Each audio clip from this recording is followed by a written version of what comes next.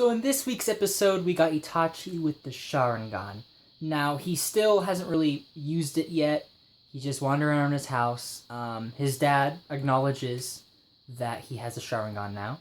He's really happy about it, in fact. He's exclaiming that you're now more useful to the clan, and it's so good, such a good thing that you got the Sharingan at such a young age, because now you can develop your skills even further, faster, and he's kind of being a jerk to Itachi because Itachi's like, Dad, he's thinking in his mind, Dad, my friend died, and you don't even care about that?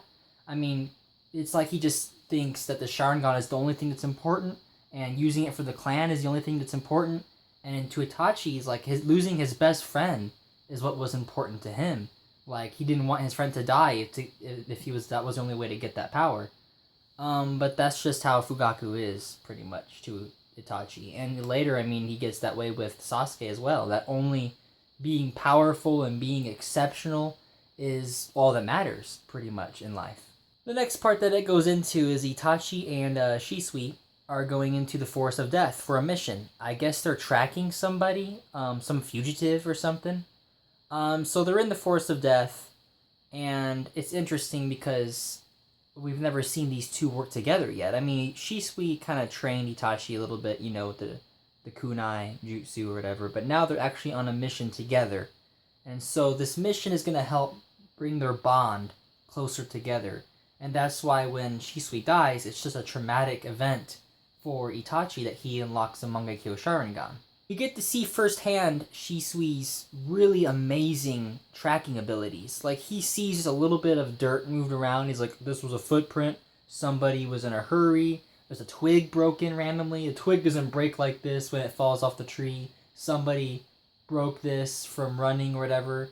And that's what Itachi was saying. But then Shisui looks at it and says, no, it's actually a decoy. The guy broke that stick on purpose to think that he was heading a different way, when actually there's a stone over here, has some moss on it that was overturned when he was running, and so that this is actually legit. The stick is fake. I mean, it's like, how do you even notice things like that, honestly? And he's telling Itachi, you're exceptional too. You can figure this stuff out really as easily as me. You just need to open up your mind and notice these things more. And Itachi kind of proves that he can do it when he sees some flowers that are, the petals are gone because somebody ran through them really fast. And so they go on and they're chasing after this guy, trying to catch up to where he is. Later on, they're having a campfire, eating some fish, and Itachi's like, this is kind of against the rules. We shouldn't be having a fire out because then the enemy's going to notice us. And Shisui's like, this is actually good for us to bond and to get to know one another more over a campfire with some hot food.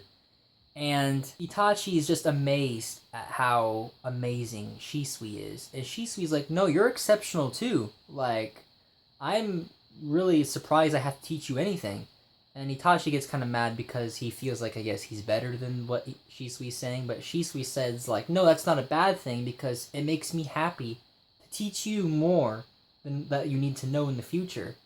And so these two are having a nice little bonding moment, I guess, over the fire, until they hear an enemy being attacked. So they get that fire out, and they're head straight for where they hear the fighting going on. When they come across an Anbu Black Ops man, and he's hurt on his arm, and there's 3 other Anbu Black Ops that are standing over him. And Itachi and Shisui kind of go in front of the one that's hurt and say, like, what's going on here? What are you guys doing? You guys are all part of the Anbu for the Hidden Leaf Village. Why are you attacking one of your own? And the Anbu that is attacking the one that's on the ground, they're from the Foundation. They're Danzo's Anbu. And they're basically saying, like, the scroll that man has needs to be, like, turned over to Danzo or whatever, because it's really special information that needs to be dealt with right away. And the Anbu on the ground with the scroll is saying, no, I need to take this to the Hokage because he's more of a neutral party, and he's a leader of the village anyway, so he'll know what decisions to make. But they don't want none of that. They consider him to be a traitor for not listening to what Danzo says. And that's just how the stupid Foundation is, pretty much. And Itachi and Shisui are like, if you're gonna hurt a comrade from your own village, then we're gonna fight you off because you're obviously in the wrong. So they're gonna go fight the Anbu. Itachi takes on this one girl of them, and then Shisui takes the other two. And at first, Shisui was telling Itachi to leave, and Itachi's like, "No, I'm staying here. I'm not gonna leave you." And Shisui knows that Itachi can handle his own. And it's like obvious that they're gonna beat the Anbu because of how amazing these two are. And at first they make you a little skeptical because the Anbu are like, "Oh, that girl that Itachi's fighting, she's amazing. She's like the top of the Anbu in the foundation. There's no way he could beat her." But it's like you know that he's gonna kick her butt. This girl fighting Itachi's using like shuriken with strings on them, throwing them every which way, and trying to make it to where it would wrap around Itachi. So he has to use the Sharingan. And he basically pinpoints where they're flying in the air, hits them, and directs them a different way. So that all the strings that go around, they all wrap around the girl instead. And he completely wins from that. It's like amazing how easily he did that. And his Sharingan isn't the full Sharingan. It only has like the two, like those little black things on the eyes. So it's not even the complete one yet. And he's still able to be this amazing. Shisui uses his Sharingan in the other two, and his is actually complete, so I can only imagine what this poor kid had to see in his life to unlock it to that extent. But he uses his flicker or teleportation flicker move, and it looks like shadow clones. They start appearing everywhere, but they're not shadow clones. They have no mass. No matter what the guy does to attack them, it does not make them go away, but yet they can cause physical harm. And which is amazing. That's an amazing move. It's like no wonder this kid was like the top of the Uchiha. So they beat the Anbu Black Up guys. They save the one that they're trying to protect. The Foundation Anbu, they retreat, but they're gonna let Danzo know about these two Uchiha boys, and they're gonna be keeping an eye on them, which makes sense because they get involved with Danzo, and Danzo's gonna cause hell for both of them. The Jonin that were supposed to be watching Itachi and Shisui, like, observing their training, because this is kind of like a training mission. They finally, after everything's over, they finally show up and said, "Sorry we didn't act sooner," and blah blah blah. It's like, they suck. What kind of Jonin is this? They let the two Uchiha kids just fight their own fight. It makes me almost think, like, either they know that Shisui and Itachi are powerful enough to take on these Anbu, or they have some resentment like the rest of the village does towards the Uchiha, and we're hoping that they were going to get defeated. I don't know. I just know that these Jonin suck.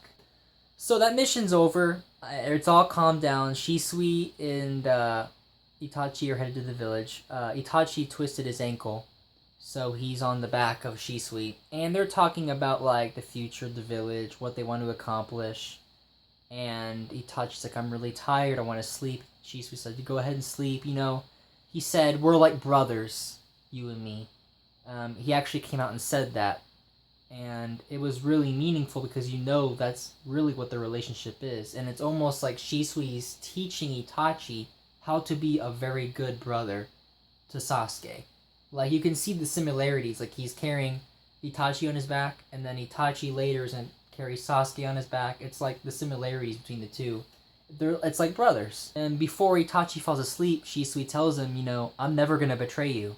And that's really powerful because there's a lot of betrayal in the village, people turning their backs on each other, and he basically says, "No matter what, I will never betray you." And you can tell once Shisui kills himself, he kills himself because he does not want to attack Itachi. He would rather die, and he does. So there's a little bit of a time skip after this. I don't know how many years, maybe 1 or 2 years, I guess. Well, actually, probably 11 or 12 years old is what Itachi is now, because I think he became captain of the Anbu Black Ops at 13, and he is now entering the Anbu Black Ops. So it might be around there. I don't know how long he was in the Black Ops, but he's got a deeper voice now. He's taller, so obviously it's been some time.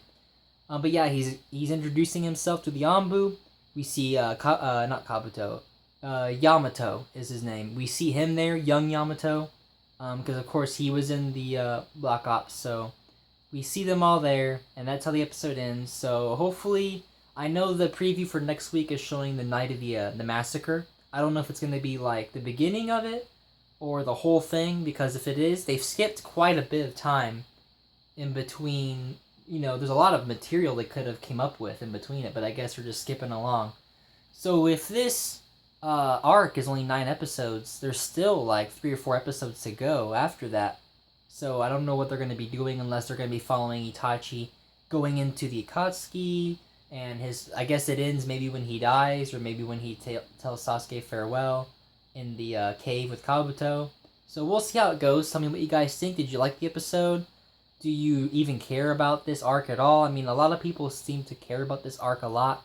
Not me. I would rather have the canon instead of this filler arc, which is another thing. A lot of people think this is canon, and it technically is, but it's more like flashback filler than anything else, because the flashback parts, like Itachi and Shisui and the relationship and Danzo and the night of the massacre, all of that stuff is canon, but we've already seen it, we've already know about it.